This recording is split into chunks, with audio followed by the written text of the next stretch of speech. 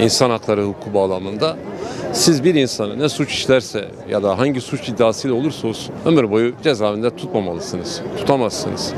Zaten idam cezası da bu yüzden kalktı. İdam cezası kalkan yerlerde bir insanın işlediği suç iddiasıyla suçu kesinleşse bile mahkemelerde ne zaman tahliye olacağı, dışarı çıkacağının da kurallarla belirlenmiş olması lazım.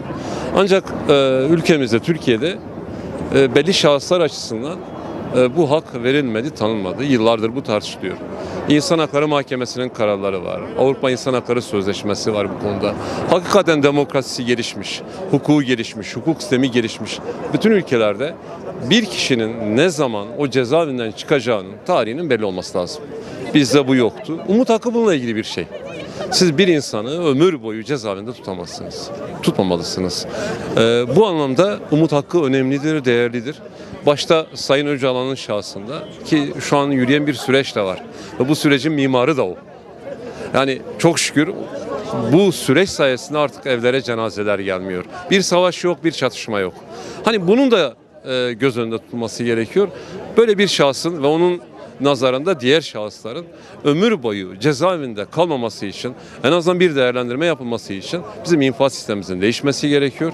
Bir insanı siz yasalarla ömür boyu cezaevinde tutmamalısınız. Uluslararası hukuk da tam bizim söylediğimizi söylüyor. Örneğin Avrupa İnsan Hakları Mahkemesi kararları, Avrupa İnsan Hakları Sözleşmesi ve şunu diyor.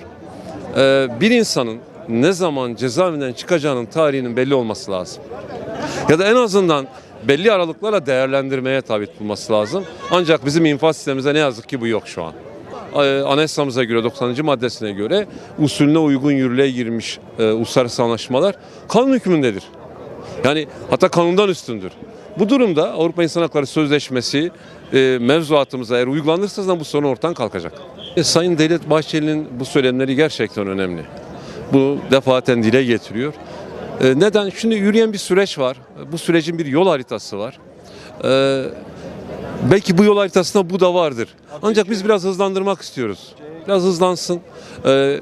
Ben inanıyorum ki bu olacak. Bu düzenlemeler gelecek. Bunlar yapılacak. Biz hızlanması yönünde bir çaba sarf ediyoruz. Önemlidir, değerlidir. Evet, adımların atılması lazım. Bu adımlar ne zaman atılacak, nasıl atılacak? Bunun artık tartışılması gerekiyor diye düşünüyorum. Hani dünyada örnekleri var bu çatışmaların, savaşların bittiği süreçlerin. Bazen çok uzun bir zamana yayılabiliyor. Yalnız bir daha söylüyorum. İnsan hakları, hukukun üstünlüğü, demokrasi, eşit vatandaşlık buna ilişkin adımların bizim açımızdan daha hızlı atılmasını biz umuyoruz, istiyoruz. Ancak yeter ki bu süreç devam etsin. Asıl derdimiz bu. Umudumuz gitmesin, umut bitmesin. Artık eve cenazeler gelmiyor. Artık bir savaş yok. Kan dökülmüyor. Bu çok değerlidir. Biraz daha sabırlı olmamız gerekiyor diye düşünüyorum.